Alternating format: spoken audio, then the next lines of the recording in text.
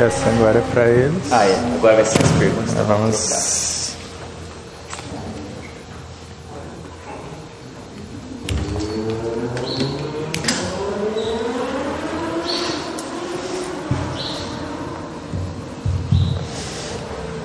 Muita confusão com um fim de semana só? Não. Então vamos para as perguntas e respostas e depois no final nós vamos fazer uma viagem que pode ser desde o centro coronário até o Kundalini e voltar, ou simplesmente uma viagem da mente à intimidade das células e retornar. E vocês escolhem até o final. Ou as duas coisas ao mesmo tempo. Não pergunte todo mundo de uma vez, como eu disse ontem. E a cada pergunta, dependendo da situação, a gente já mostra a pauta. Se for a depressão, que nós já fomos construtores dessa personagem. Se for a bipolaridade, a ansiedade, o pânico ou outras psicoses. E um vício físico ou moral, de acordo com a necessidade, vamos trabalhando.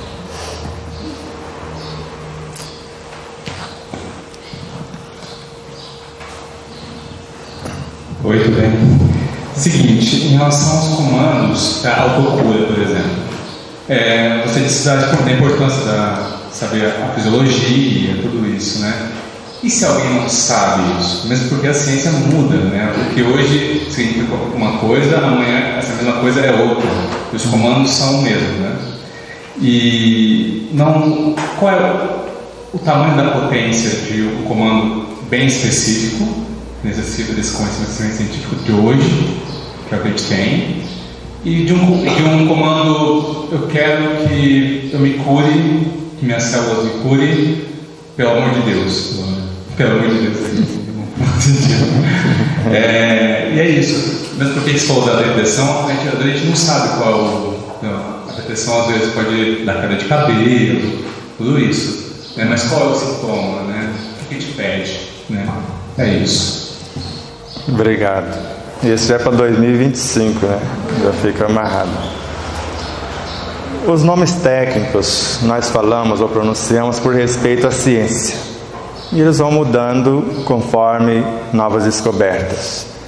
O que mais interessa é você saber que estas vidas existem e a linguagem que elas entendem é a linguagem dos seus sentimentos, das suas reais intenções. Então, quando Joana de Ângeles narra na obra Plenitude, no processo da autocura, e orientado por ela, nós colocamos só os comandos que vão direto ao assunto. A autora narra que ideias enobrecedoras. Aí eu preciso parar e pensar, o que são ideias? Ideias são aglomeração de pensamentos.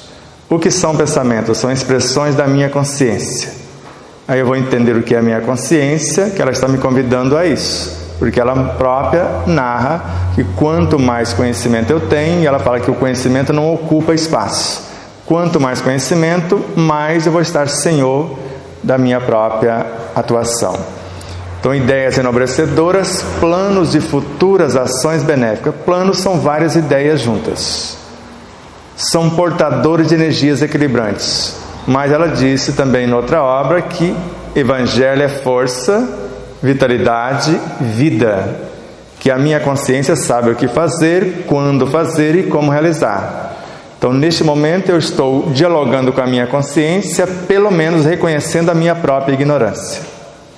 E nesse momento, Leon Denis entra e narra. Se eu reconheço a minha própria ignorância, a minha consciência vai me fecundar com as forças intuitivas para que eu desenvolva a noção daquilo que eu estou fazendo. Então, enquanto eu não sei, eu posso até pedir pelo amor de Deus, à minha consciência, ao Deus em mim, ao Deus cósmico, alguém vai fazer alguma coisa. Mas eu não sei nem o que foi feito. E às vezes não consigo, como nos disse Jesus, a sua fé te curou. Agora vai e não peques mais para que não te ocorra coisa pior. E nós sabemos com Divaldo e Joana que dos 17 casos das chamadas curas, só 3 não adoeceram de novo. Os demais ficaram piores do que estavam. E ainda com Divaldo e Joana, numa palestra dele, quando vem apedrejar a jovem senhora que era adúltera, ou estava naquele momento, Jesus abaixa e começa a escrever na areia. Começa a escrever os podres de cada um. Adúltero. Aí o adúltero leu, com o nome dele e tudo, joga a pedra. Assassino, ladrão. E foi um a um, porque todo mundo estava mais comprometido do que ela própria, que por não ter outro mecanismo de sobrevivência, comercializava seu próprio corpo. Então, quando temos a noção, porque ela dá todas as dicas do que é o ser e de como ele funciona. Ao mesmo tempo, ela te dá mecanismo para que você peça socorro inicialmente. E depois, conforme você vai tomando consciência, você vai assumindo a responsabilidade até que você, como ela mostra, existe um médico interior no meu próprio corpo e uma farmacopeia com recursos inesgotáveis. Obra Desperte e Seja Feliz. Então agora eu já sei que no meu corpo tem um médico interior. E a autora narra: o seu corpo está mergulhado dentro do teu perispírito. E o perispírito é um oceano de possibilidades, uma fonte permanente de energias, como nos informou Allan Kardec. E ainda mais, o seu perispírito é uma criação da sua mente, ou seja, está dentro do mundo mental. Para quem tem dificuldade de entender isso, está na obra de André Luiz, Nos Domínios da Mediunidade, com Aulus, da infraestrutura subatômica à macroestrutura, tudo que existe está dentro da mente do Criador. Então todo o universo perispiritual está dentro da mente, porque ela o criou, algo ínfimo, e o perispírito tem o corpo mergulhado dentro dele. E a autora ainda narra: agora a mente é a emanação da consciência, sendo a consciência maior do que ela própria. Então quando eu vou tomando consciência disso, eu vou assumindo a minha responsabilidade. Ela também narra: se eu não sei orar, você ora por mim. Só que quem recebe os benefícios é você. Eu recebo apenas o alívio. Quando eu aprendo a orar, agora eu recebo diretamente da fonte divina os benefícios. Então, quando eu visualizo, porque ela nos ensina também, o indivíduo deve concentrar-se numa visão saudável. É o que você falou, eu estou concentrando numa visão saudável. Agora, quem está fazendo o resto por mim? E eu me projeto no tempo e me vejo em condição de equilíbrio. Pelo menos isso eu estou fazendo. Me vejo recuperado. Só que aí ela dá o segredinho para a coisa funcionar. Agora se veja também assumindo as responsabilidades e desenvolvendo as atividades que você pretende com um corpo saudável. E se alguém consertou para você e você fez algo nobre, Deus encoraja todos os esforços que tendem para o bem, multiplicando 100 ou 1000 vezes a mais. Foi o que ela, quando assinava ainda como Espírito Amigo, colocou no Evangelho segundo o Espiritismo. Ou seja, na prática, eu vou entendendo depois o mecanismo, se eu terceirizei para alguém. Como eu disse a vocês, antes eu era apenas um motorista. Sabia onde colocar a chave, onde estava o câmbio, estava a embreagem. E às vezes eu fico lembrando hoje, o carro dava uma pane, eu abria o capô, fazia aquela pose, eu não sabia nem onde ficava tal peça. Depois eu fiz um curso de mecânica para entender o funcionamento da máquina. Agora eu sei se a bateria acabou a energia, houve uma pane elétrica, se é uma pane mecânica, se é falta de combustível, se é isso, se é aquilo, se tem uma válvula desregulada, alguma coisa. Como temos o Marcelo, filho da Neuza, o carro dele, tecnologia avançada, não vou falar o carro porque eu não vou fazer propaganda para a montadora, levou nos mecânicos e até nos engenheiros da montadora, tem que trocar o cabeçote. E ele não aceitou aquele negócio, porque desde as motos que ele tinha e os carros, ele desmonta tudo, ele é que faz a manutenção. Ele se recusou, ele próprio desmontou o carro e achou uma peça, uma coisa ínfima, desse tamanhozinho. Era ela que estava com falha. Ele trocou a peça, salvou o seu carro. Ele teria que trocar o cabeçote, comando de válvula, aquela coisa toda, Então essa é a diferença que faz o conhecimento. Você sabe exatamente o parafuso onde deve ser apertado. Como um dia eu cheguei com um carro na oficina, para ser mais exato, na revenda, batia tudo na frente. Eu falei, está caindo tudo, deve ser suspensão, no mínimo está tudo, e o carro na garantia.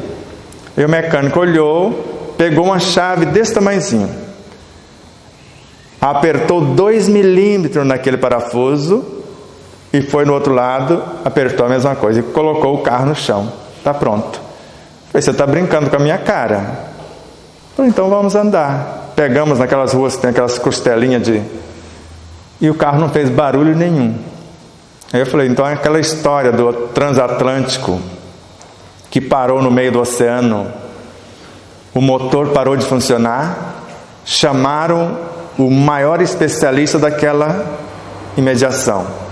Ficou lá 3 dias, não soube consertar, cobrou $300 pela sua despesa e foi embora. Chamaram o melhor daquele país.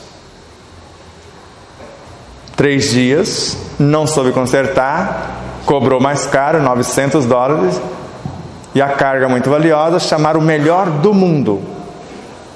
Ele chegou e os outros só para trazer, que estava quase um navio para trazer as ferramentas.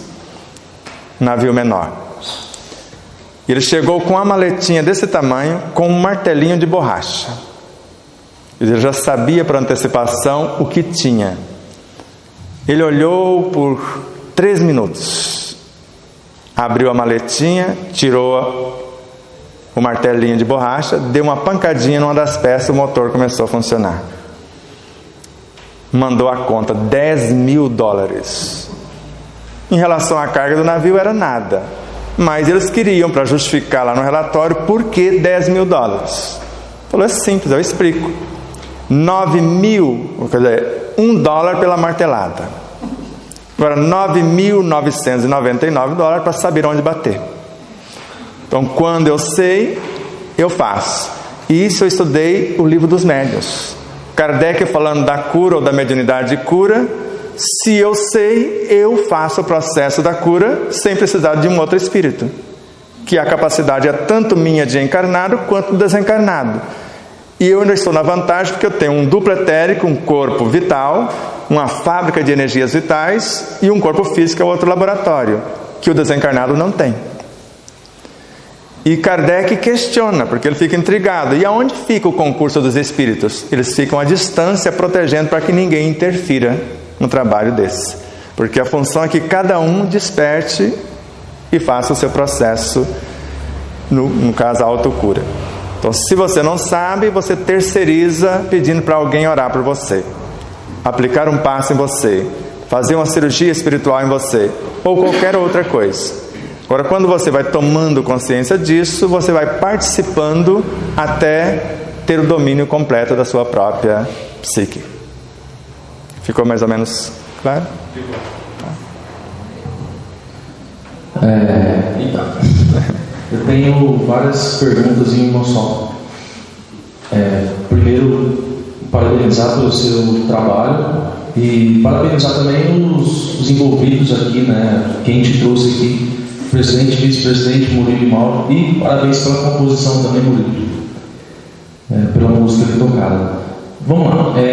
Bipolaridade. Por que se desenvolve isso? E a forma de se curar também. E o que viria primeiro, por exemplo? O que acarretaria numa depressão? Se a bipolaridade faz a depressão, ou se a depressão causa a bipolaridade. Então seria isso. E como se curar também? Eu acho que a sua resposta já ajudou muito, né, da pergunta aqui. E as pessoas que são próximas aos pacientes, as pessoas que estão com essa doença, como se comportar e qual seria, eu acho que assim, o tempo é de cada pessoa, né, mas qual é o tempo para se recuperar, para se curar totalmente? E porque a pessoa que está nesse quadro, ela não tem muita força para sair do lugar, né? E também e aí mudando um pouco de assunto, Uma pessoa, por exemplo, que recebe um trabalho ruim de alguém, de um feiticeiro, uma macumba, enfim. Como é que se teria que ir num médium para desfazer isso, ou se a própria pessoa consegue também quebrar esse trabalho? Eu acho que ficou confuso? Não, está bem claro. Só dá umas 8 horas de seminário, mas está bem claro.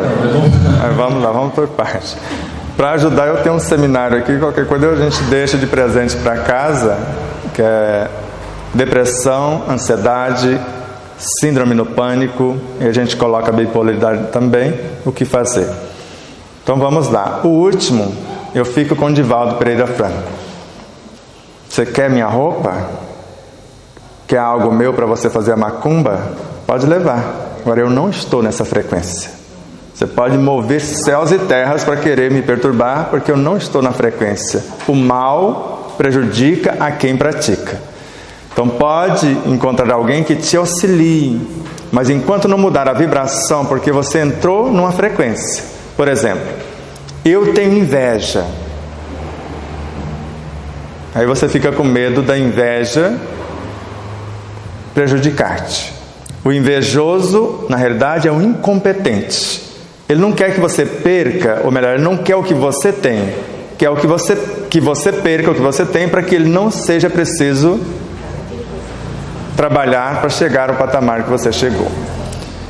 Mas quando eu penso na inveja, já entrei em ressonância. André Luiz. Eu não preciso nem de focar no invejoso, eu já entrei na ressonância da ideia e já estou carregando o energismo para dentro de mim.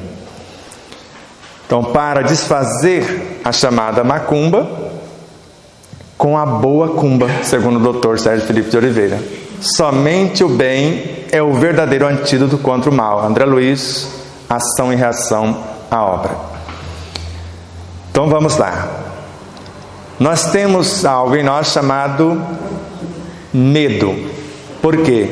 O medo é a ausência do conhecimento mediante aquilo que eu quero desenvolver. Ou seja, o medo é proporcional ao conhecimento que se tem mediante aquilo que se deseja realizar. E se você não tem o conhecimento suficiente e a vida te apresenta a proposta, você treme nas bases e começa a desenvolver a insegurança, que é filha desse medo. E essa insegurança, se não for transformada urgente, conforme Joana de Anjos nos ensina, em autoconfiança, ela vai gerar a ansiedade. E a ansiedade, se não for trabalhada, algo que te perturba dia e noite, ela vai gerar a depressão. Aí você entra num abismo. A ansiedade ainda está aqui meio na periferia. A tristeza profunda te coloca dentro de um abismo. E se você não tratar isto, a ansiedade vai gerar um filho chamado euforia, e a depressão vai chamar de apatia. Então vai ter um filho eufórico e outro apático. Esse é o bipolar. E se você continuar queixando-se, porque se a ansiedade nasce da falta de conhecimento, a insegurança, a depressão nasce de uma insatisfação consigo mesmo e da insatisfação com o meio. Quando eu não consigo desenvolver o que pretendo, aí eu fico insatisfeito com a minha própria estrutura. Quando eu faço o que pretendo e alguém não agradece, não aplaude, eu fico insatisfeito com o que está lá fora. E essa queixa do outro lá fora e a queixa de mim mesmo fraciona a minha personalidade em várias, e a isso chamamos síndrome do pânico, um transtorno de ansiedade. Ou seja, a ansiedade gerou vários filhos. Só que você não sabe a hora que a fobia vai aparecer. Seja o medo de altura, seja o medo de estar no meio de uma multidão, seja o medo de lugares fechados, você não sabe a hora que vai assumir as ideias suicidas ou qualquer outra expressão desta ansiedade exaltada. Então, quando eu sei que tudo isso começa com a consciência de culpa e às vezes com a transferência de responsabilidade para o meio, e começo a estudar a possibilidade de perdoar a mim e amar-me incondicionalmente, eu começo a curar-me de fato, e quando e eu volto a atenção para mim, que também é Joana de Antes, na obra Atitudes Renovadas, o único amor que me fará feliz é o que eu desenvolvo por mim. O amor que alguém me dedica faz bem a quem ama. Quando eu passo a amar, eu saro de todas as doenças. Está também na obra Garimpos de Amor. Então, quando eu tenho essa noção, eu faço isso. Agora, quem está à volta e não estiver atento, fica depressivo também. E eu fiquei, e minha esposa foi à depressão também, porque não tinha habilidade de cuidar de um depressivo. Se eu não tiver uma frequência harmônica, eu entro num abismo junto com o depressivo. Agora, se eu tiver, através da oração, eu vou gerar forças, estímulos, e como se estendesse a mão para tirá-lo do abismo. Eu vou gerar uma força pacificadora quando ele estiver meio eufórico no bipolar, para ele se acalmar, ou ela se acalmar. Então, quando eu oro sabendo o que eu estou fazendo, tendo noção do que eu estou lidando, eu vou mergulhar o meu psiquismo nas entranhas da estrutura, tanto da tristeza profunda, quanto da apatia, quanto da euforia, ou qualquer fobia no que nós chamamos do pânico. Então, quanto mais conhecimento eu tenho, quanto mais valores morais para investir e compreender a limitação do outro, eu vou trazendo a criatura para um estágio diferenciado onde eu me encontro. A alimentação com essa consciência, eu levo recursos para o interior das células físicas, eu levo recursos para a pacificação da ansiedade e para qualquer estrutura psíquica desequilibrada, porque eu estou gravando nos alimentos o meu amor, a minha estrutura moral, espiritual, psíquica, emocional e física. Então, num simples alimento, se a pessoa não sabe orar e sabe confeccionar o alimento, ela já está orando, a bioenergia já está acontecendo e ela consegue também retirar. Mas não gosta de cozinhar, tudo bem, gosta de lavar roupa? Na roupa que você lava do fulano ou da fulana, você vai impregnar o seu magnetismo. Não sei lavar, mas sabe passar? Então passe a roupa, vai colocar a mesma coisa e você vai pacificando também as situações. Quer dizer, tem N mecanismos. A boa música, se colocar o Murilo lá para cantar, já vai curar a depressão, a síndrome do pânico, o bipolar, que ele vai direcionar as músicas para o fim. Porque nós estamos, no mínimo, ajuntando as partes que se fragmentaram no caso do pânico ou da bipolaridade para ser uma outra vez. No caso da tristeza profunda da depressão, eu preciso ter alegria de viver para enviar como forças de estímulo para o universo do outro. Porque ele precisa sair daquela tristeza profunda, daquele abismo infindável. Porque a medicação psicotrópica, o máximo que ela vai fazer é petrificar a tela etérica que existe entre o corpo vital e o emocional, para que não atravesse mais perturbações do meu inconsciente para o consciente, e perturbando o subconsciente também, para que energias perturbadoras do meio não perturbem mais o meu inconsciente do que ele já está. Então, psicotrópica, isso é uma camisa de força psíquica. E quando você vai mudando, criando as possibilidades de um pensamento de alegria, como o meu amigo e médico psiquiatra Dr. Márcio Luiz Farinazzo, que é espírita, às vezes você está consultando com ele, ele está olhando para lá, está vendo quem está te perturbando, quem está na sua frequência, ou os seus pedaços, no caso da síndrome do pânico. E ele narra: para que o remédio faça efeito, meu filho, ande em contato com a natureza, faça exercícios físicos, ouça boas músicas, veja bons filmes, converse com pessoas de alto astral, etc, etc. Ele sabe que o remédio não vai te curar, mas aquelas atitudes sim. E o Dr. Sérgio Felipe, como neurocirurgião, como professor de medicina, como psiquiatra, doutor e mestre, também fala a mesma coisa. Então a função do médico não é curar o paciente. Essa é a função do paciente, curar-se. Ele ajuda com a medicação, com auxílio, porque o Dr. Sérgio Felipe tem uma clínica diferente. Vocês já ouviram falar? Já foram lá? A clínica é em cima. Eu até falei para ele, num programa, falei para ele: muda esse negócio.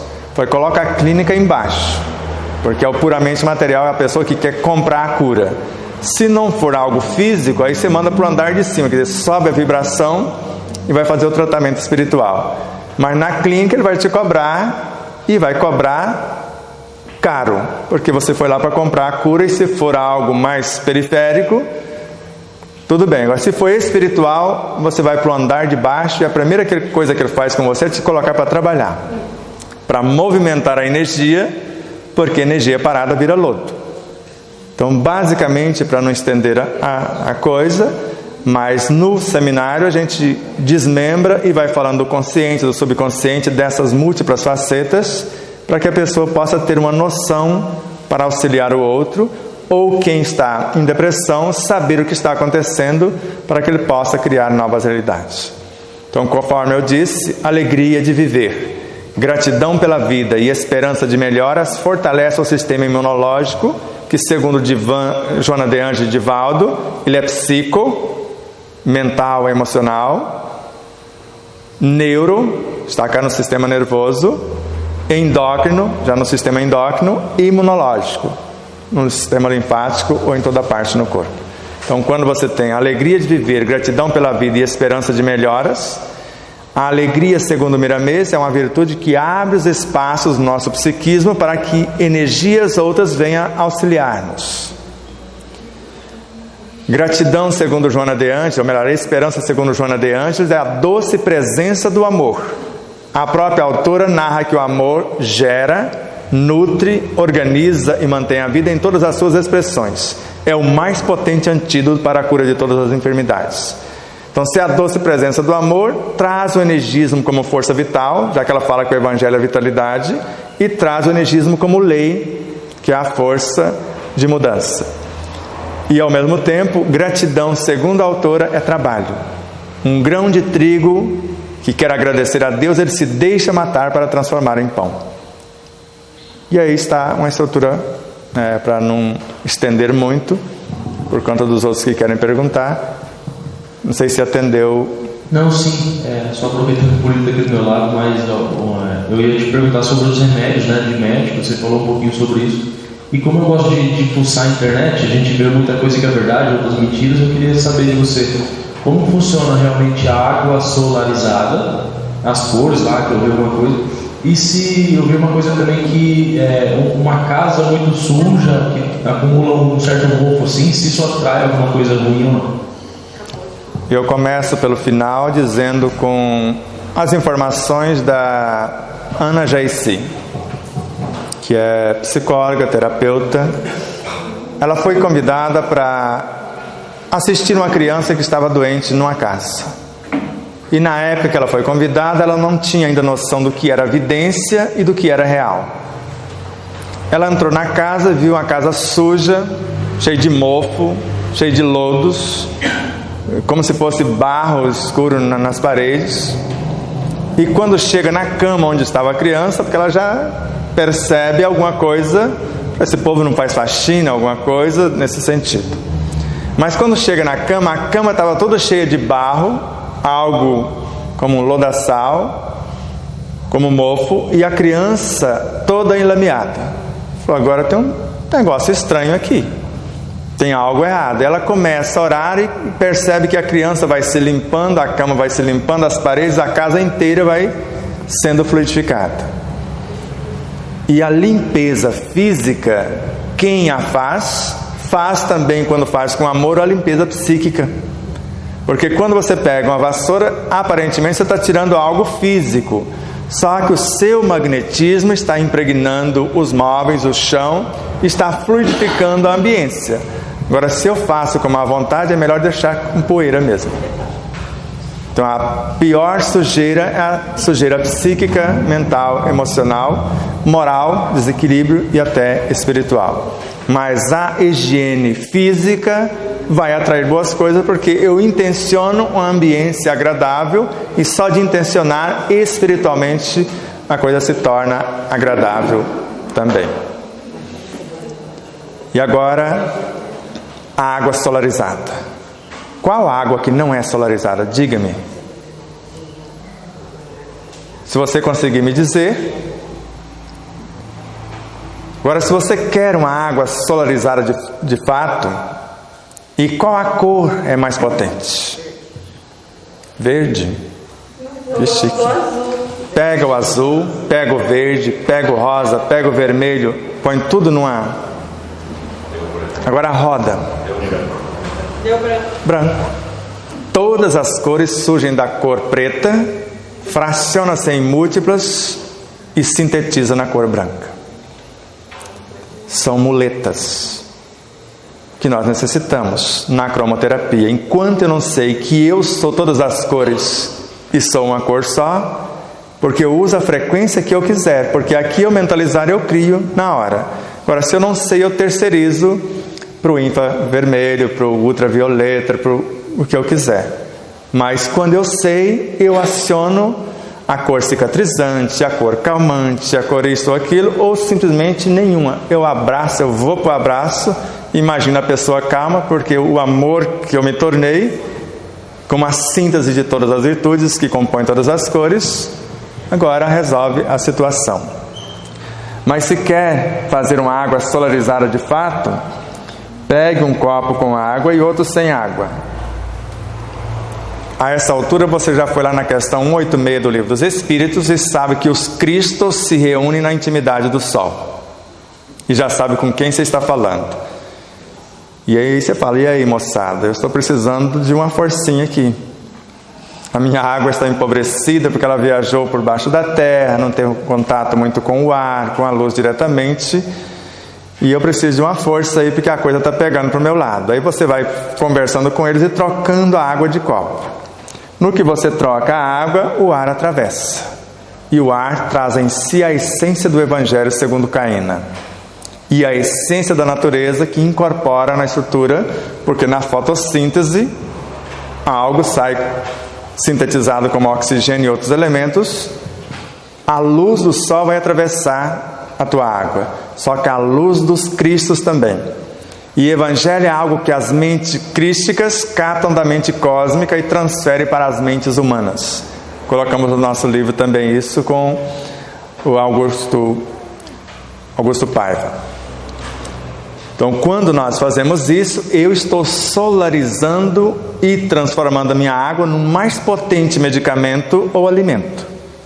Tome um gole, o restante, como nós fazemos em homeopatia, se uma gota da essência mãe transforma 200 litros, transforma um riacho, transforma até um oceano, então, um golinho somente, mastigando, as mais de 35 milhões de pequenas glândulas na intimidade da boca, vai levar essa água para o físico, para o psíquico, moral, emocional, vai permear você da periferia ao centro. O restante você põe num vasilhame maior para usar, para fazer o alimento. Quando for lavar a roupa, que tal colocar um pouco lá? Vai dar água para o animal, coloca um pouquinho, vai aguar a plantinha, aí você que fica à vontade. Mas é a água mais perfeita nesse sentido. Agora coloque a água no sol, tudo bem. Ou qualquer outra terapêutica. E na hora de você tocar na água, em meio segundo você transforma ela em veneno. Pode ser a água que Jesus magnetizou diretamente.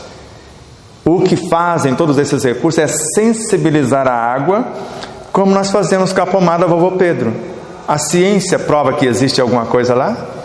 Vaselina e alguma coisica mais. Mas não enxergam. Agora tem ali um elemento sensibilizado para ser o que a mente do usuário terá condição de fazer. Como Miramês fala, é um pacote de energias que Jesus predispôs a obedecer quem com ele se afina. Agora, do contrário, eu vou expulsar os elementos.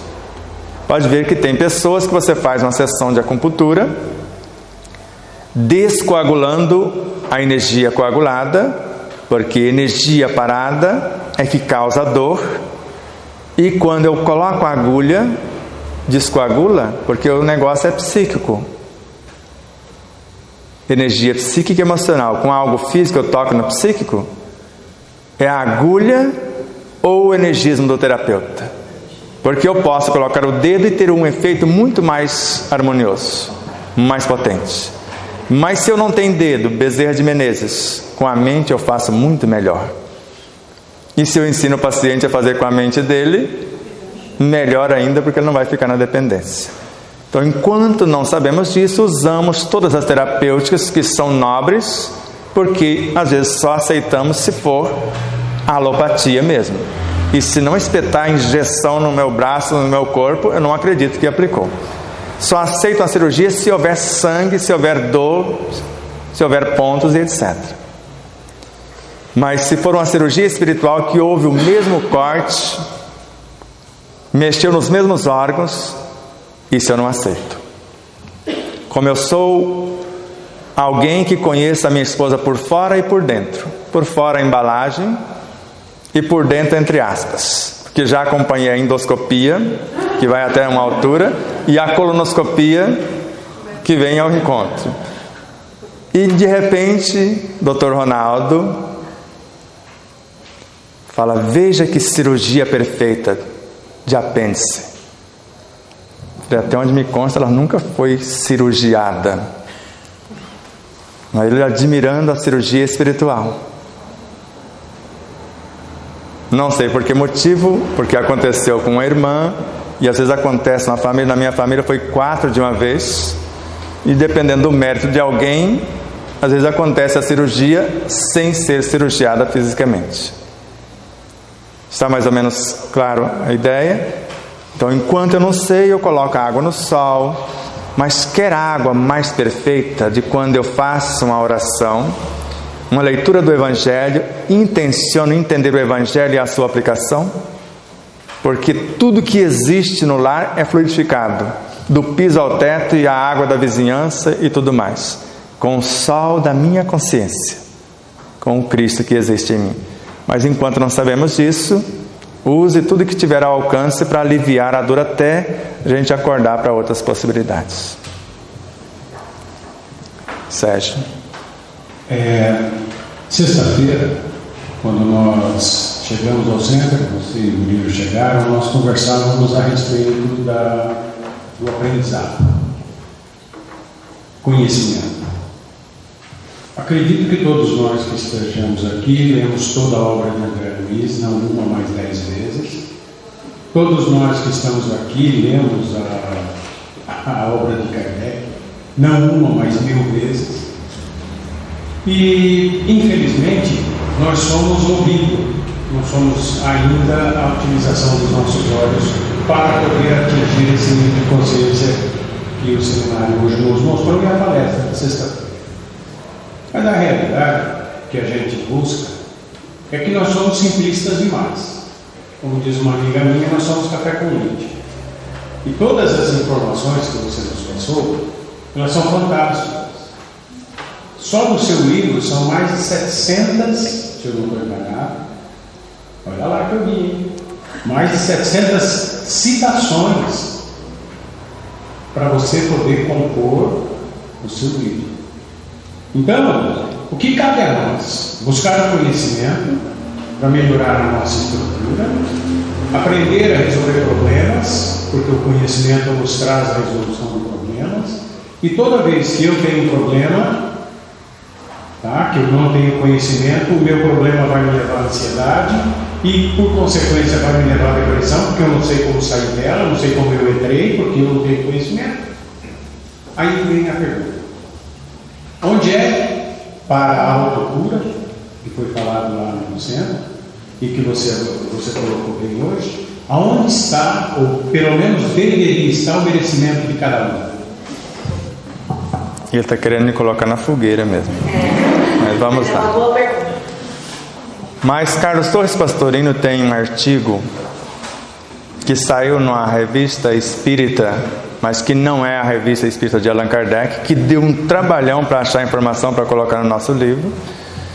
E ele fala de merecimento e evolução, ou evolução e merecimento. E num dado momento ele usa uma frase de Humberto Holden, que fala: não é o que sabemos, nem o que dizemos, nem o que fazemos que nos faz evoluir. Evolução é vivência. E lá ele fala que merecimento é barganha. Então eu faço sopa, eu dou cesta, eu aplico passe para ter como alívio as minhas dores. Agora, quando eu entendo que merecimento é essa barganha, mas que mérito é outra coisa, como Kardec coloca no item 26 do Evangelho segundo o Espiritismo. Então os problemas surgem para que eu possa usar a minha inteligência. Se um espinho crava na minha carne, eu vou procurar todos os meios para tirar esse espinho. Se eu caio num lago, eu não vou morrer afogado, eu vou procurar todos os meios para me salvar. Então os problemas existem para que eu use a minha inteligência, e nesse sentido Allan Kardec, no item 10 do capítulo 11 da obra A Gênese, eu li só esse parágrafo e fiquei animadinho e saí detonando o meu corpo, porque lá narra que a natureza nos forneceria novos corpos de acordo com as tarefas que aparecessem. E como Kardec é algo enigmático, para mim é um objeto não identificado até agora, porque quando no terceiro Congresso Espírita Brasileiro ele foi convidado a presidir o Congresso, está muito claro na mensagem de Bezerra de Menezes, ele retorna ao orbe terrestre, então extraterrestre, ele não estava.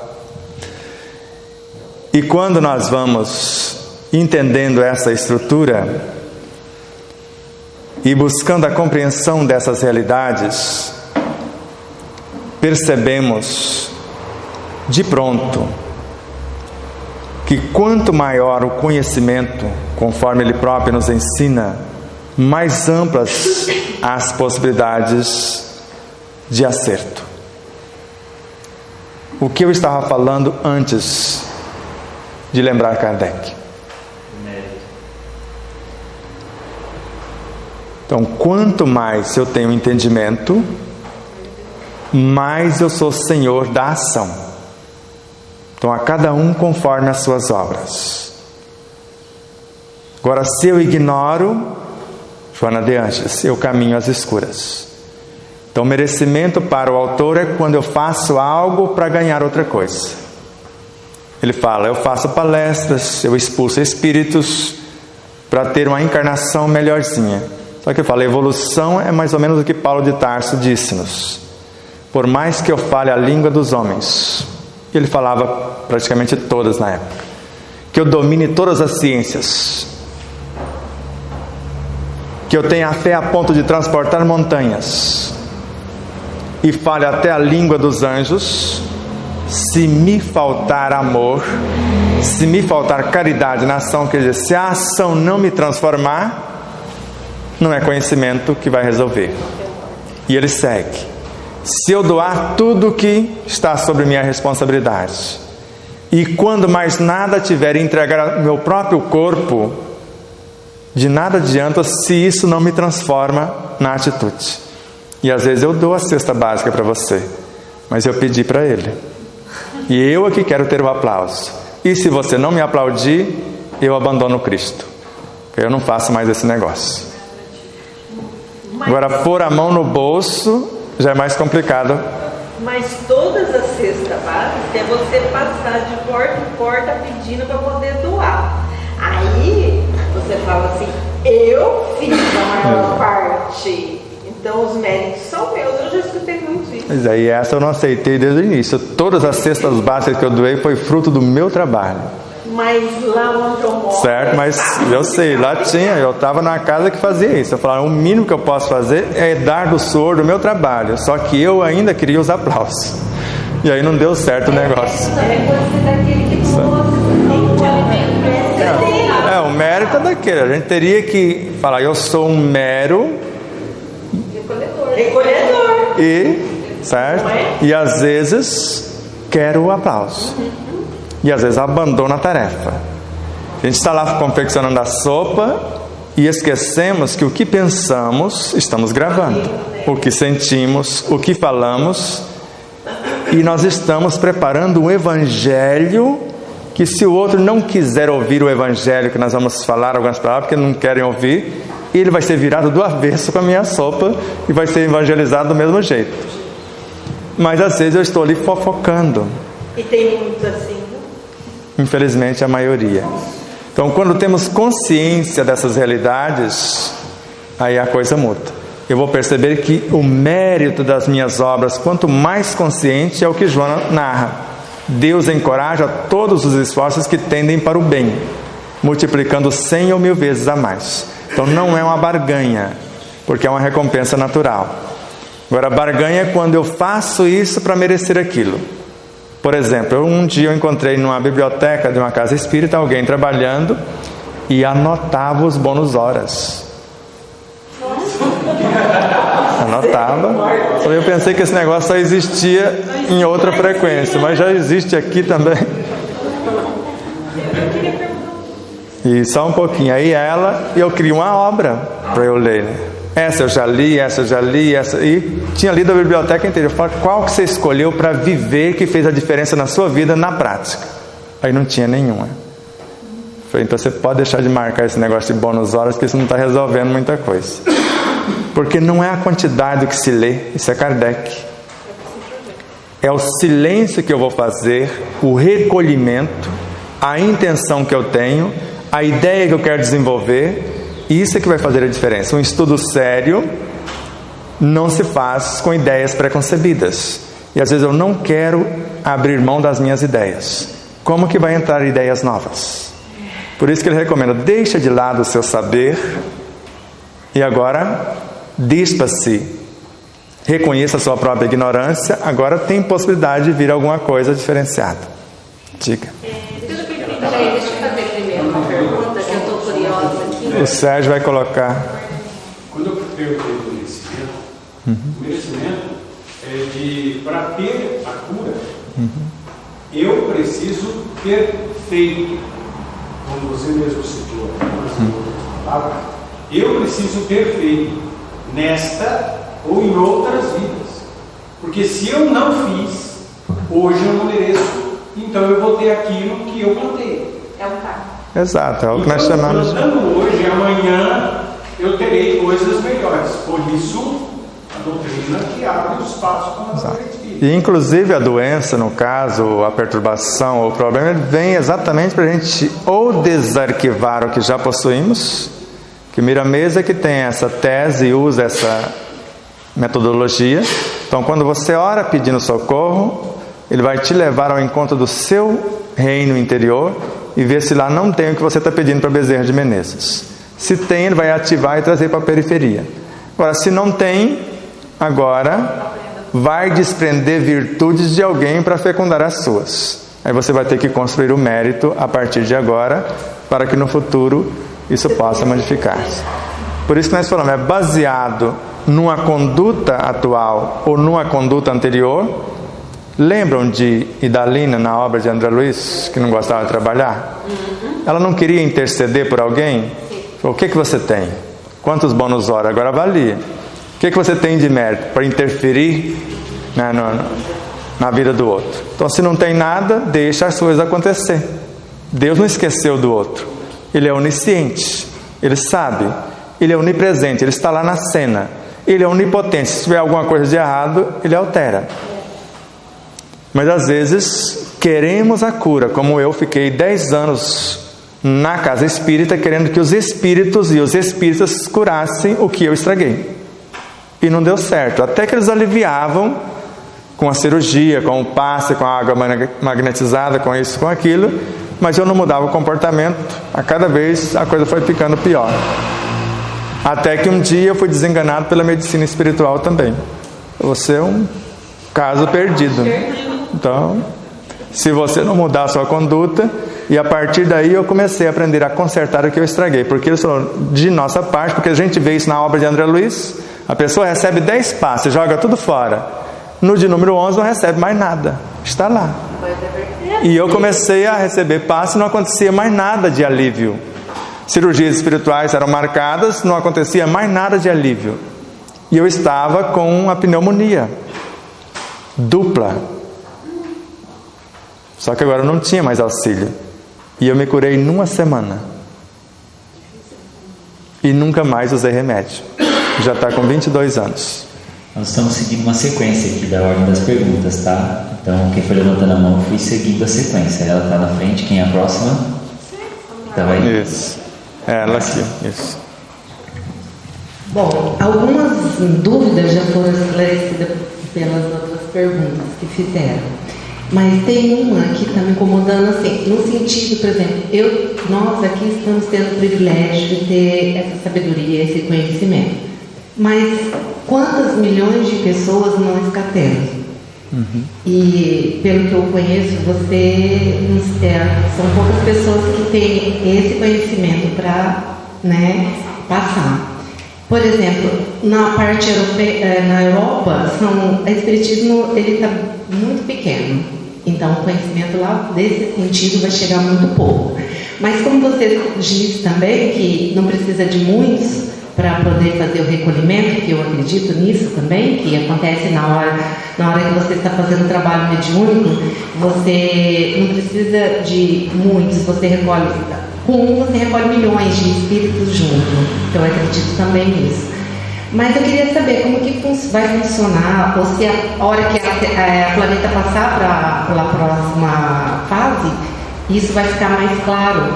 Porque o magnetismo tanto pode ser o bem, como você pode fazer o mal. Porque eu posso magnetizar uma água boa, como eu também posso magnetizar uma água ruim, dar para outra pessoa e ela morrer. O meu magnetismo ruim. Pode sim. Ou não?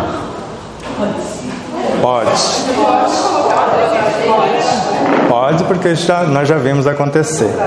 Agora, só acontece se a outra pessoa tiver culpa no cartório, como nós falamos. 50% sempre está despreparado. Mas vamos reflexionar. Essa já é para 2026, mais ou menos, o outro convite. Allan Kardec, como eu disse ontem, se eu coloco um pensamento em ação, eu me conecto com todas as minhas vivências, com todos os seres dentro de um mundo e com todos os seres em todos os mundos. E André Luiz narra que se eu tocar num átomo, eu transformo uma estrela de hidrogênio. Joana de Ângeles, se eu tocar num átomo, eu transformo o universo. E agora, Divaldo, nós sabemos do português desse menino. A mais perfeita e a maior biblioteca viva do planeta atualmente.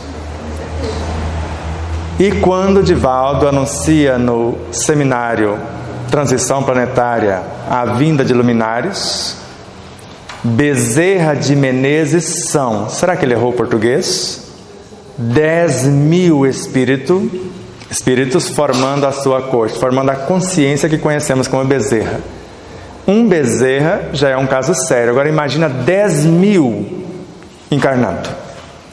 Agora imagina Buda com toda a sua pleiade. Krishna.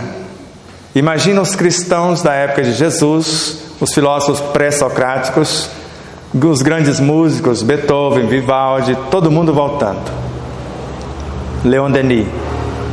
A vibração de um átomo de rádio é tão fantástica que um átomo que não tem o seu poder de iluminação, de radiação, fica tão luminoso quanto entra em contato com ele, quanto ele próprio.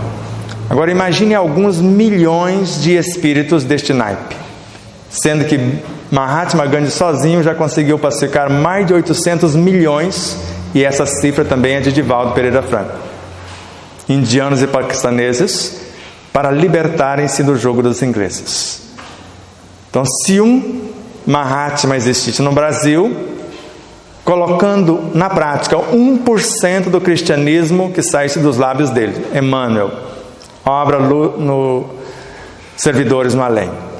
Quando 1% do cristianismo de nossos lábios conseguir transformar-se em nossos atos de cada dia, a terra inteira será plenamente libertada de todo o mal. Todo. Agora vamos voltar a sardinha para a nossa lata. Ainda Emmanuel na obra Fonte Viva, no capítulo 82. Serve e prossegue.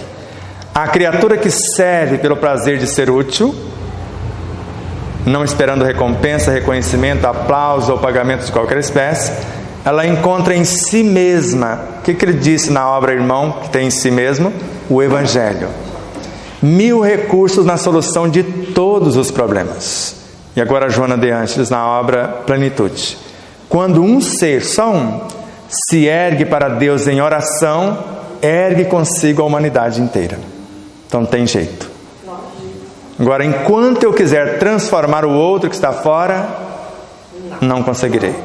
Agora, a hora que eu voltar a atenção para a minha transformação, agora ela reflete no mundo. Então, mas aí é o seguinte, uma dúvida, porque ainda muitos espíritos ignorantes nesse conhecimento. Então, a que ponto ele vai conseguir ser atingido? Quando ele voltar nas próximas encarnações, ele já terá estudado? Não precisa, vem, faz o favor, vem aqui, por favor. Então, eu consigo ler que eu não tenho óculos. Então abre pelo menos. Por favor, vamos terceiro. 307. Como? 307 é a página. Ah, para mim abrir na Isso. 307? Isso. Pode ir passando. Por favor. Vamos ler duas mensagens, uma com Ramatiz e outra com um moço chamado Leon Denis. Você começa aqui, depois vira a página e lê a outra. É possível aqui, né?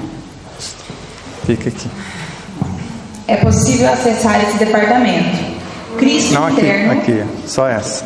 A mensagem do profeta, do médium ou do vidente, é endereçada à essência que adormece no centro consciencial do ser manifestado, seja qual for o grau de evolução aparente. Funciona como toques energéticos, capazes de provocar pequenas reações, e sejam conscientizadas ou não. Gravam-se na contextura profunda do ser vivente, como pequenos reforços vibratórios, capazes de, futuramente, influir na eclosão do potencial ignorado, em repouso no recesso profundo do ser. Agora Leon Denis. Aqui a receitinha para a gente fazer isso no dia a dia. Vamos lá. À vontade, exercendo-se fluidicamente, desafia toda vigilância e todas as opressões, opera na sombra e no silêncio, franqueia todos os obstáculos, penetra todos os meios, mas, para que produza efeitos totais, é mister uma ação energética. Ação enérgica. Enérgica, poderosos impulsos, uma paciência que não esmoreça. Assim como uma gota d'água cava lentamente a mais dura pedra, assim também um pensamento incessante e generoso acaba por se insinuar no espírito mais refratário. Pode-se mesmo, por impulso regular e perseverante da vontade, agir à distância sobre os incrédulos, sobre os céticos e sobre os maus, abalar a sua obstinação, atenuar o seu ódio, fazer penetrar um raio na verdade no entendimento dos mais hostis. Eis aí uma forma ignorada da sugestão mental, dessa potência invisível de que se servem a torto e a direito, mas que, utilizada no sentido do bem, transformaria o estado moral das sociedades.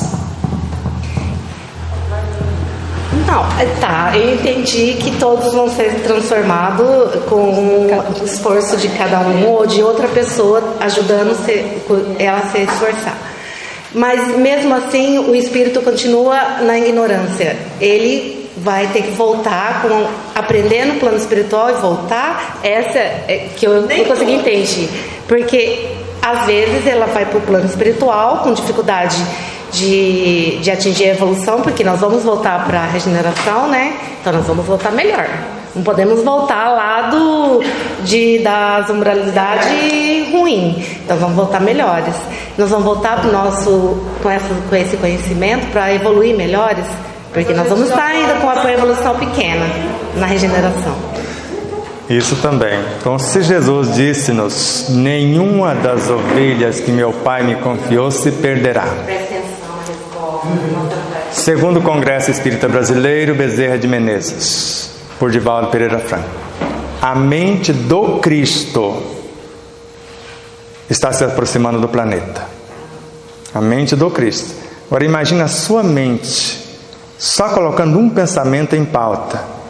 Tudo que for contrário é repulsado, e tudo que for semelhante é atraído. Leon Denis. Agora, terceiro Congresso Espírita Brasileiro, ainda Bezerra de Menezes e Divaldo. Jesus está voltando no comportamento de cada um. Nós somos células do corpo do Cristo. Então estamos dentro dele. Nele somos aperfeiçoados. Está em Paulo de Tarso, Colossenses. Não ficou um século sequer, segundo Emmanuel, que ele não enviasse um avatar. Um Chico Xavier, um Divaldo Pereira Franco, uma Irmã Dulce, uma Madre Teresa, uma Mahatma Gandhi, um Martin Luther King, um Santo Agostinho, um Francisco de Assis. Só que agora está vindo uma equipe de milhões de espíritos. Basta a pessoa desejar, o desejo sincero de seguir o Cristo. É isso? Não precisa nem disso, porque você viu na leitura. Se eles penetrarem um raio de verdade nesse ser mais refratário, mais incrédulo, mais hostil, eles arrastam. E a música, que é a média da harmonia, tem como objetivo arrastar a humanidade também no processo de evolução. Então existem N mecanismos. Creio que, como professor, Jesus não escolheu qualquer um para expulsar. Agora, quem não conseguiu tudo em nenhuma etapa, retorna para ir aprimorando os seus conteúdos. Mas se tiver pelo menos alguns peixes e alguns pães, a potência desses luminares multiplicam peixes e pães que dá para alimentar multidões do conteúdo que nós já temos. É porque o ser humano existe um bloqueio, né? Exato. Quando ele quer aprender e quando ele não quer aprender. Esse não quer aprender, não existe. Vai aprender, ele vai ser tocado. Essa não existe. Essa não existe porque eu não queria aprender. Minha esposa colocou livros, eu estava com o pé na cova, na casa inteira, e eu não queria lê-los. Só que o magnetismo dela foi tão profundo e atraente que eu não resisti. Então ninguém resiste ao contato do verdadeiro amor. Está no Evangelho segundo o Espiritismo. O ser mais perverso, o mais refratário, o mais incrédulo, cede mesmo a contragosto. Porque a lei até um tempo, até um X, ela tolera. Chega um momento que o progresso não depende do homem. A lei simplesmente... Certo? Então, o mecanismo da vida não espera por nós. Se a gente quer acompanhar a cadência, vamos juntos na onda. Mas querer entravar o progresso, segundo Joana de Ângeles, parada é prejuízo no processo evolutivo. Nada para, ela narra. Tudo é movimento. Se você insiste em parar, devolve o corpo. Insistiu em parar no mundo espiritual, devolve o perispírito. Vira o void. Agora quer voltar? Volta lá no reino mineral agora. Faz todo o trajeto, convence o povo que agora você mudou de atitude, e aí você vai ter um novo corpo, um novo perispírito. E às vezes tem alguns que chegam a esse estágio. E não só isso, deforma ainda a mente. E a mente já é uma emanação da consciência.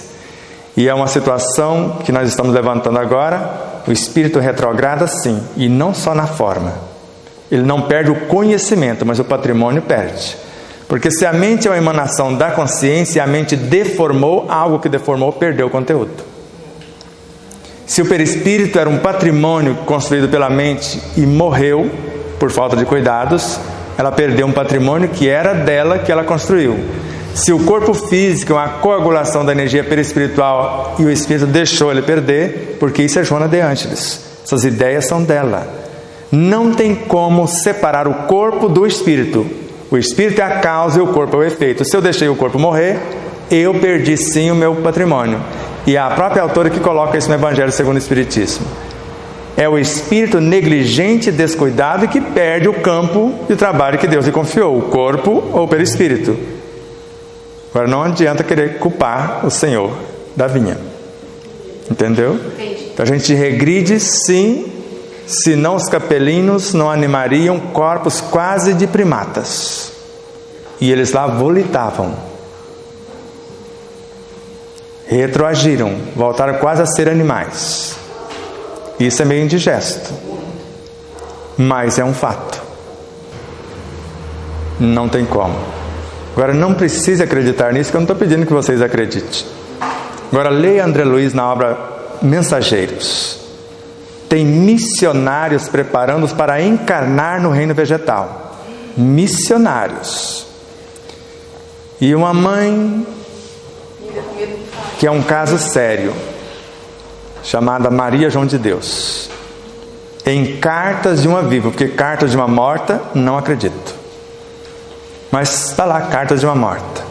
Seres encarregados de executarem os decretos do Altíssimo retornam ao reino mineral, ao reino vegetal, nos quais essas consciências embrionárias saturam-se das forças astrais emanadas da mente desses luminares. Se o pensamento não é outro senão o espírito encarnado em nosso corpo, se eu for magnetizar a água, eu estou encarnando na água uma fração da minha consciência, para levar a informação para o seu mundo. Então não é o espírito que vai encarnar como um todo, mas uma fração diminuta, porque quando dialogamos com a orquídea, sozinha ela levaria milênios às vezes para florir o ano inteiro. Mas um diálogo amoroso, ela começa no mês seguinte já florescer e não para mais. Então eu encarnei parte da minha realidade na orquídea, ou não? Porque sozinha ela não sabia fazer isto. Então a humanidade tem jeito. Se as orquídeas têm, se os minérios têm, porque você muda a estrutura de uma água em meio segundo. E basicamente no corpo físico, segundo André Luiz, o corpo físico é 100% água. Mas se eu alterar a estrutura biológica de alguém, eu altero também a energia perispiritual, moral. Por isso que Allan Kardec voltou a atenção e disse: melhorados os homens não fornecerão ao mundo espiritual senão melhores espíritos. E em melhores condições a gente volta para fazer a regeneração mais rapidamente. Obra céu, o céu e o inferno. Eu acho que a minha pergunta era lá de trás, né? Então, pode voltar lá atrás, não tem problema. Então, foi mais de 90%, respondido. Então. Mas assim, o raciocínio. Mas tem um tempinho. Eu vejo mais ou menos como o dom vício, você melhorar o dom vício, você fuma. Então, para você sair do vício, eu quero, não, primeiro eu vou aprender o que o vício de malefícios traz. Eu vou aprendendo, e aí, claro, eu quero sair do vício. Porque antes, fumar mesmo, não vou nem aí, né? Então eu quero. A partir do eu quero, eu vou tentar. Né? Eu sei que eu aprendi o que eu quero, eu vou tentar, terceira etapa, eu vou tentar. Eu vou tentar uma vez, 2 vezes, 3 vezes, eu não consigo. Aí eu consegui 1 ano sem parar de fumar. Aí depois, de repente, eu escorrego e fumo outra vez. Aí eu vou começar tudo de novo e vou até parar de fumar mesmo. Aí vai virar uma rotina minha e eu saio do vício. É isso, né? Qualquer vício. Eu vejo em termos dessa mudança interna da gente também. Não é de uma hora para outra que a gente está achando que vai sair daqui, vai querer ser você. Lógico que não. Tem muita. É uma coisinha pequena que você vai carregar para isso, não é? É uma coisa aqui, eu vou tentar, não conseguir. Então eu tenho que saber, o conhecimento é importantíssimo para eu saber para eu poder querer mudar. Isso não quer dizer que vai ser fácil. Mas eu vou tentar, eu vou errar, eu vou tentar, eu vou errar, tem uma hora que eu vou conseguir. Mas você fala assim que o universo vai carregando você para a evolução. Só que se você não quiser, aí você não vai. Não acompanha essa espaçonave. Aí você muda, você vai perder a sua parte. Você vai mudar de forma, porque Joana fala na grande mensagem, se você tem gente vindo do subplano, de mundo primitivo, para ter a última oportunidade no mundo de provas e expiações, para entrar no mundo de regeneração. E a autora narra que se não aceitar o convite, se não se enquadrar no contexto, não volta nem para lá onde estava, vai para o piso de baixo. Quando você chega na condição de ovoide, você já está no último estágio. O ovoide é menor do que um vírus. Menor do que você já está quase minério, que ele está na fronteira entre o mineral e o vegetal. Eu li um livro que fala que já está no plano espiritual, já está tendo pessoas que estão aceitando esse convite de sair de lá passando por uma gestação no plano espiritual e vou para tentar chegar até nessa Terra, nesse planeta, porque ele não consegue, é tão pequeno que ele não consegue. A coisa é muito mais complexa do que isso. Ele vai ter que voltar lá no reino mineral e animar um átomo, e ele precisa convencer os elementos subatômicos a entrar na dele. Exatamente. E respeitar as leis e fazer mais rapidamente, mas leva alguns milhares de anos e às vezes até milhões.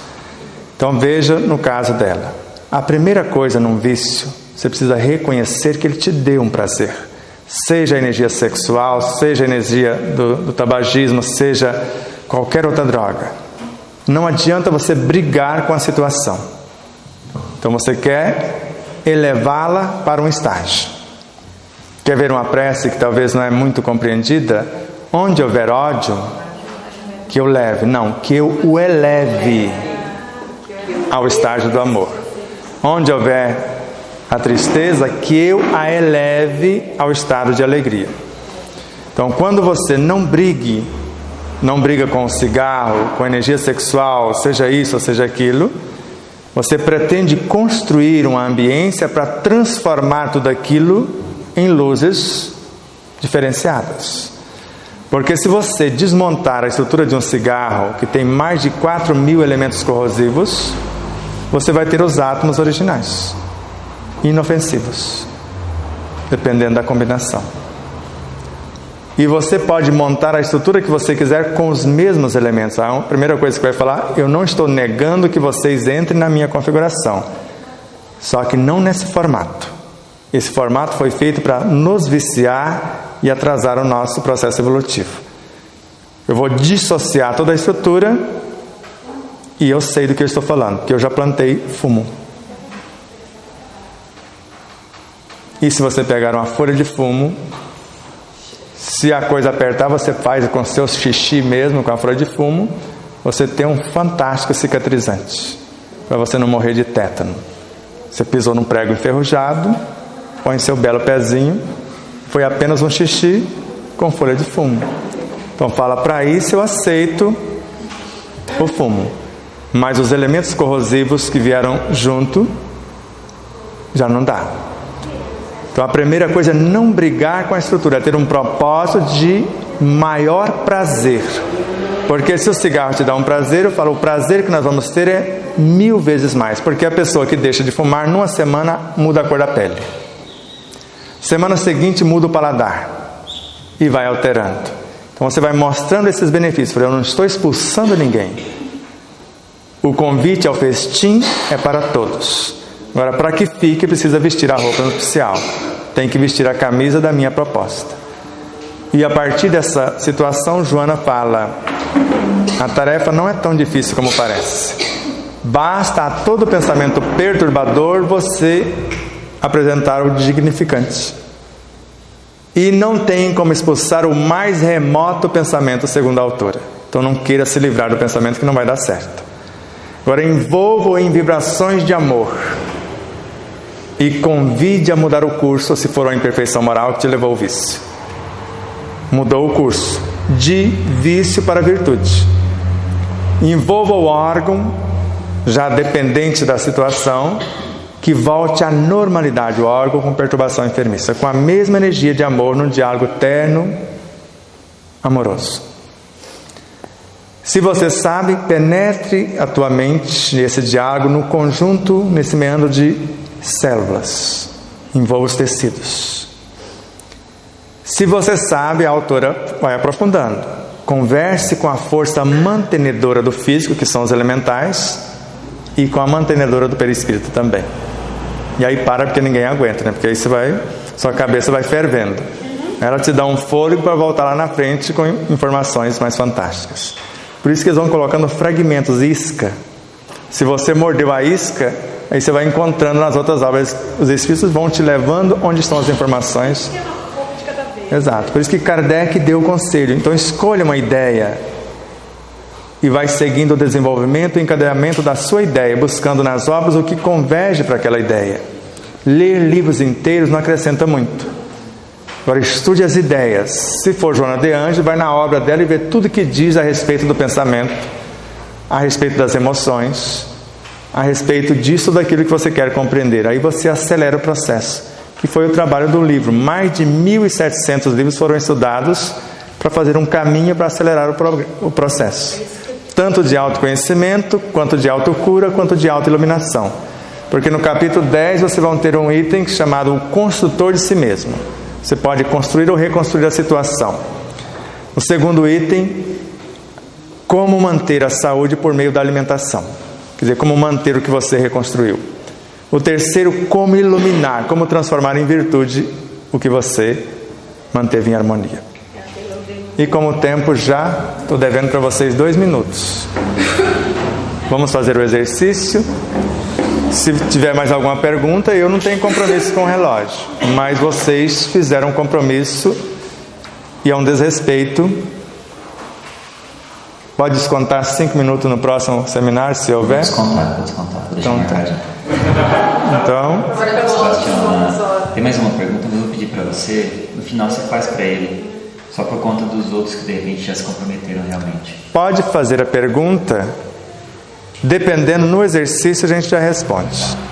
Deixa ela fazer. Pelo menos vocês ouvem a pergunta. Sebastião, para mim essa palestra foi muito esclarecedora, porque eu tinha alguns conceitos na vida de vida espiritual, religiosidade, do que eu trouxe de família. Então, para mim foi algo muito... o Espiritismo é sempre uma novidade. E o que eu entendi sobre tudo que você falou de sexta e sábado é que nós somos donos de si próprios e culpados pelos nossos erros ou os nossos acertos. E eu queria saber, a minha pergunta, que já é a minha resposta, que eu já tenho em mente, é o seguinte: muita gente fala que outros espíritos têm influência na nossa vida, outros espíritos que não estejam tão evoluídos. Mas pelo que eu entendi que você falou, os problemas que nós mesmos passamos são frutos da nossa imaginação ou do nosso inconsciente. Então isso atrai problemas para a nossa vida fisicamente até. Então a minha única dúvida é o seguinte: se existe ou não essa influência de outros espíritos que não fazem parte dessa composição toda que você nos ensinou, que influencia nas nossas atitudes ou na nossa vida, e que eles podem de alguma forma tomar, como eu já ouvi falar, tomou o meu corpo ou fez alguma coisa contra mim. Então a minha dúvida seria se outros espíritos têm influência, ou se nós mesmos que produzimos esse tipo de problemas. E é isso aí, eu tentei ser... Eu entendi. Se você fechar a questão, e já podemos ir serenando, se você fechar a questão, ou se fecharmos a questão na questão 459 do Livro dos Espíritos, os Espíritos influem sobre os nossos pensamentos muito mais do que vocês imaginam. Na maioria das vezes são eles que vos dirigem. Você vai dançar, porque a fila andou. E na questão 909, o homem poderia sempre vencer as suas más inclinações pelos seus próprios esforços? Sim, e na maioria das vezes fazendo pouco esforço. Só que antes ele já tinha sinalizado. Pior do que os obsessores, os maus espíritos, são as nossas más inclinações. São elas que os atraem. Então, se eu mudar, e eu tenho sempre, o homem poderia sempre vencer? Sim, com a sua vontade. Fazendo pouco esforço, ele tem um conhecimento. Então, se eu mudei a frequência, Allan Kardec coloca 2 coisas: a oração fervorosa e os esforços sérios para mudar o nosso comportamento, para a gente sair da frequência dos chamados maus espíritos. E quando eu saio da frequência, a minha conduta os arrasta para a evolução. Então inspirem com suavidade, sabendo que não são os maus espíritos o nosso problema, mas sim as nossas más inclinações. E não maldizendo a frase que você colocou, só invertendo: não somos culpados nem inocentes. somos responsáveis pelas nossas escolhas. A vida nos devolverá, como narra André Luiz, não só pelo que estamos fazendo, mas principalmente em como estamos fazendo aquilo que fazemos. Se um pensamento amoroso nos conecta com todas as coisas semelhantes, a sua potência é descomunal para o bem.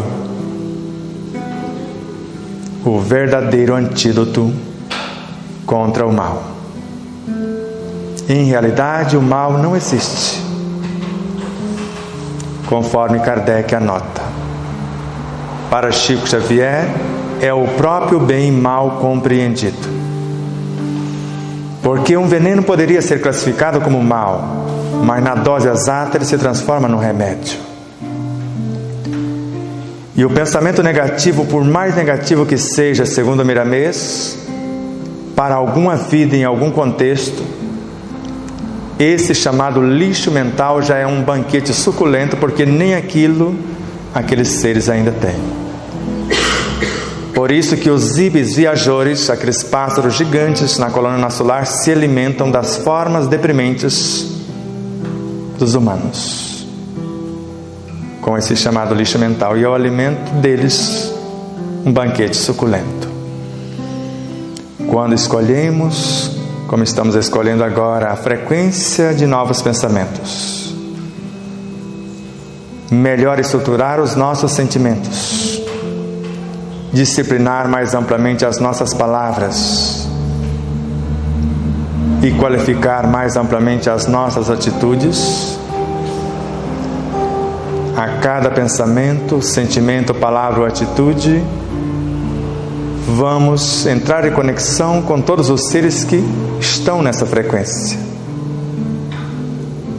E esta união desse conjunto de seres espalhados por todo o cosmos cria o mecanismo de transformação, de indução para os demais, e chega aos seus universos como se fossem novas inspirações. Quando oramos por alguém, a nossa oração, quando bate na porta desse alguém, é o que ele vai entender como inspirações, como se ele estivesse estivesse recebendo novas ideias. Por isso, ao colocar na ambiência mental, psíquica, emocional, física, moral e espiritual, uma pauta de trabalho, no dizer de Joana de Ângeles, nesse núcleo que estamos elegendo, nós vamos transformar cada elemento dessa personalidade atuante e construir uma nova personalidade a partir dessa proposta, desse centro unificador, onde todos os elementos são convidados para tornar-se e comportar-se como um. Sejam bem-vindos, todos vós que sofreis, que encontrem sobrecarregados, e eu vos aliviarei. E aprendei sobre mim, que eu sou manso e humilde de coração, e o meu fardo é leve, o meu jugo é suave. A única condição que imponho para a assistência a acontecer é a obediência à lei de amor, justiça e caridade na sua maior pureza. É que interrogue a sua consciência sobre os seus próprios atos, para ver se não violou essa lei. O amor que compreende, a justiça que corrige e a caridade que ilumina e salva. Vê se não negligenciou nenhuma oportunidade de ser útil. Se ninguém tem o que queixar-se de você, e se fez a outra em tudo o que gostaria que ele fizesse. Pelo menos intencione viver. O verdadeiro homem de bem é aquele que pratica a lei de justiça, amor e caridade na sua maior pureza. E na obra No Rumo da Felicidade, Joana de Anjos dá um show, uma aula magnífica em relação a essa lei, para que possamos usar o amor como força de compreensão, vitalização, nutrição e coordenação da vida. A justiça para corrigir os aparentes desvios e a caridade para transformar tudo em sentimentos, em virtudes, visando a construção do ser mais pacífico, mais sereno, mais saudável, mais feliz, tendo como pauta a alegria de viver, a gratidão pela vida e a esperança de melhoras, e o substrato a ofertar, a bioenergia que gera e nutre, e a virtude exemplificada como lei que organiza e mantém, com um único objetivo: servir pelo prazer de ser útil, sentir-se um privilegiado pela oportunidade, porque o maior, o de maior autoridade, sempre será o servo, o servidor de todos. Gratidão eterna, paz profunda, e que Deus multiplique milhões de vezes em cada um, conforme a necessidade de cada qual, o que almejam para a construção da ambiência da felicidade plena, e em especial os que estão presentes e os que organizaram tão grandioso evento. Deus nos abençoe com as oportunidades de trabalho no bem, e que possamos ombrear com Ele sobre a regência do Cristo, orar pelos que nos perseguem e caluniam, amar quem nos odeia e fazer o bem àqueles